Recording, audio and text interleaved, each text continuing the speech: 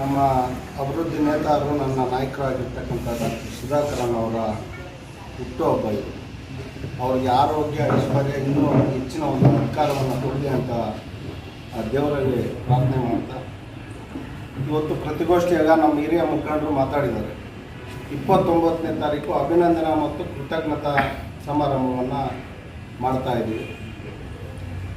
ಈ ಕಾರ್ಯಕ್ರಮಕ್ಕೆ ಸುಮಾರು 10,000 ಜನ ಸೇರಿಸಿ ಅದ್ಧೂರಿಯಾಗಿ ಅಭಿನಂದನಾ ಸಮಾರಂಭ ಮಾಡಬೇಕು ಅಂತ ತೀರ್ಮಾನ ಮಾಡಿ ಪ್ರತಿ ಜಿಲ್ಲಾ ಪಂಚಾಯತ್ ವಾರು ಪ್ರಚಾರ ಮಾಡ್ಕೊಂಡು ಬಂದಿದ್ದೀವಿ. ಅದೇ ರೀತಿ ಇವತ್ತೇನು ಬೇರೆ ಈ ಕ್ಷೇತ್ರದ 8 ತಾಲೂಕಿಂದ ಯಾರು ದುಡ್ದಿದ್ದಾರೋ ಅವ್ರನ್ನೂ ಕರೆದು ಸನ್ಮಾನ ಮಾಡಬೇಕು ಅಂತಕ್ಕಂಥ ತೀರ್ಮಾನವನ್ನು ತೆಗೆದುಕೊಂಡಿದ್ವಿ. ಅದ್ರ ಜೊತೆಗೆ 23ರಾಗೆ ಸೋತ್ 24ರಾಗೆ ನಾವು 1,63,000 ಗೆದ್ದಿದ್ದೀವಿ ಅಂದರೆ ತಾವೆಲ್ಲ ಯೋಚನೆ ಮಾಡಬೇಕು. ಅವರು ಅದೃಷ್ಟವಂತರು, ಯಾಕೆಂದರೆ ವಿದ್ಯಾವಂತರು. 75 ವರ್ಷ ಆಗಿದೆ ನಮ್ಮ ಸ್ವಾತಂತ್ರ್ಯ ಬಂದು. 75 ವರ್ಷದಲ್ಲಿ ಲೋಕಸಭಾ ಸದಸ್ಯರಾಗಿರ್ತಕ್ಕಂಥವರು ಒಂದು ಗುರುತಿನ ಕೆಲಸ ಮಾಡಿದ್ರು. ಇದುವರೆಗೂ ಇಂಥ ಲೋಕಸಭಾ ಸದಸ್ಯರಿಂದ ಕೆಲಸ ಮಾಡಿದ್ದಾರೆ ಅಂತಕ್ಕಂಥ ಒಂದು ಗುರುತು ಇದುವರೆಗೂ ನಾವು ನೋಡಿದ್ವಿ. ಆದರೆ ನಮ್ಮ ನಾಯಕರು ಈ 5 ವರ್ಷದಲ್ಲಿ ಏನೇನು ಮಾಡ್ತಾರೆ ಅಂತಕ್ಕಂಥದ್ದು ತಮ್ಮೆಲ್ಲರಿಗೂ ಗೊತ್ತಿದೆ. ಅವರು ಹೆಚ್ಚಾಗಿ ನೀರಾವರಿಗೆ ಹೆಚ್ಚು ಒತ್ತನ್ನು ಕೊಡ್ತಾರೆ. ಅದ್ರ ಜೊತೆಗೆ ಇವತ್ತು ಮಾನ್ಯ ಮಾಜಿ ಮುಖ್ಯಮಂತ್ರಿಗಳಾಗಿರ್ತಕ್ಕಂಥ ಕುಮಾರಣ್ಣವರು ಅವರು ಕೈಗಾರಿಕಾ ಸಚಿವರಾಗಿದ್ದಾರೆ. ಅವರನ್ನು ಮನವೊಲಿಸಿ ಇಲ್ಲಿ ಕೈಗಾರಿಕೆಗಳನ್ನು ತಂದು ಅಭಿವೃದ್ಧಿ ಮಾಡಿಸ್ತಕ್ಕಂಥ ಕೆಲಸ ಮಾಡ್ತಾರೆ.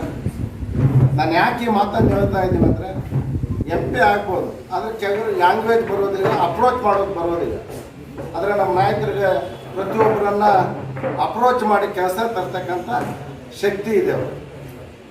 ಇವತ್ತು ನೋಡಿ, ಇನ್ನು ಡೆಲ್ಲಿಗೆ ಹೋಗಿ 2 ದಿನ ಆಗಿದೆ ಅಷ್ಟೇ. ಉಪರಾಷ್ಟ್ರಪತಿಗಳನ್ನ ಭೇಟಿ ಮಾಡಿದ್ರು.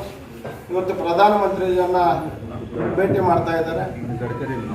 ಗಡ್ಕರಿಯನ್ನು ಮಾಡಿದ್ದಾರೆ, ನಡ್ಡಾ ಅವರನ್ನು ಮಾಡಿದ್ದಾರೆ. ಈ ರೀತಿ ಕೇಂದ್ರದ ಸಚಿವರನ್ನು ಭೇಟಿಯಾಗಿ ಕ್ಷೇತ್ರದ ಸಮಸ್ಯೆಗಳನ್ನು ಅವ್ರ ಮುಂದೆ ತಂದು ಅದನ್ನು ಪರಿಹರಿಸಿ ಈ ಕ್ಷೇತ್ರವನ್ನೇ ಇಡೀ ದೇಶದಲ್ಲಿ ಮಾದರಿ ಕ್ಷೇತ್ರವನ್ನಾಗಿ ಮಾಡಿ ತೋರಿಸ್ತಾರೆ ಅಂತಕ್ಕಂಥ ಮಾತನ್ನು ಈ ಸಂದರ್ಭದಲ್ಲಿ ಹೇಳೋದಕ್ಕೆ ನಮಗೆ ಖುಷಿ ಆಗ್ತಾ ಇದೆ.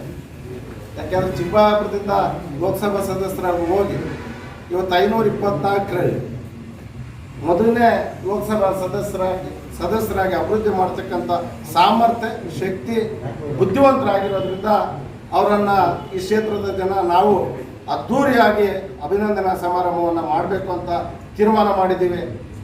ಆ ಕಾರ್ಯಕ್ರಮ ಯಶಸ್ಸಾಗಬೇಕಾಗಿದ್ರೆ ನಮ್ಮೆಲ್ಲ ಪಕ್ಷದ ಮುಖಂಡರು, ಕಾರ್ಯಕರ್ತರು ಕೈ ಜೋಡಿಸಿ ಅವತ್ತು ಆ ಕಾರ್ಯಕ್ರಮವನ್ನು ಯಶಸ್ಸಾಗಿ ಮಾಡಬೇಕು ಅಂತ ನಾನು ಮನವಿ ಮಾಡ್ತಾ ಇದ್ದೀನಿ. ಬರ್ತಕ್ಕಂಥವ್ರಿಗೆ ಎಲ್ಲ ರೀತಿಯ ವ್ಯವಸ್ಥೆ ಆಗಲೇ ಸ್ಟೇಜಿನ ಒಂದು ಕಾರ್ಯ ನಡೀತಾ ಇದೆ. ತುಂಬ ಅದ್ಧೂರಿಯಾಗಿ